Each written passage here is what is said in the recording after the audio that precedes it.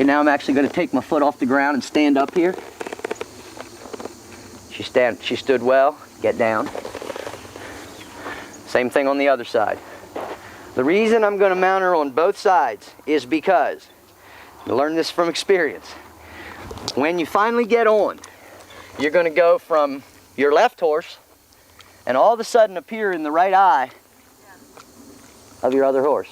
I always thought they needed, for some reason, like both sides of the brain need to feel what you're The horse's brain is split, yes. okay? Everything that goes into the right eye computes on the right side of the brain and vice versa. They say only about 20% is transferred over, okay? So I want to make sure that as I step up on this horse, I don't throw my right leg over onto a horse that's never been mounted. That could set him off. I've had horses buck me off before I learned that lesson.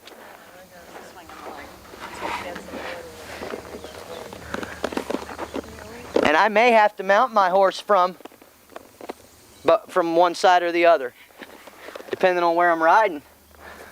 I've been on pack trips where you couldn't get on the left side. You know, the one reason there's a cliff there or something like that.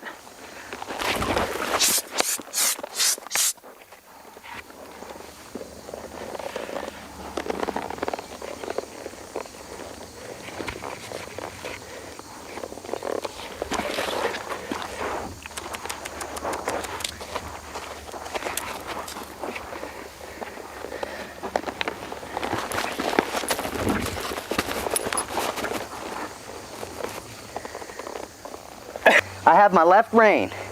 Okay, I'm ready to pull her head left if I need to. If I had two reins in my hand, like most people typically get on their horses, she could blow up and buck me off in a split second. That's not the way to mount any horse.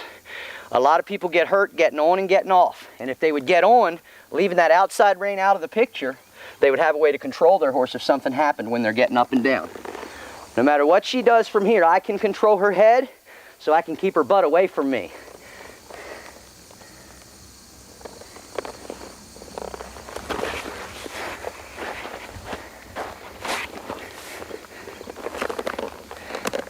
See how sensitive she is there to my boot?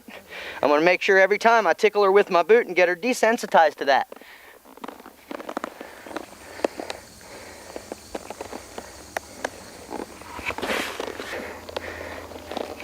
Okay, once you make up your mind to get on, you just get on.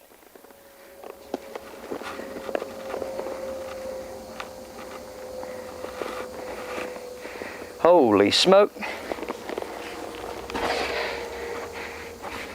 Stirrups aren't the right length. That's not good. Uh-huh.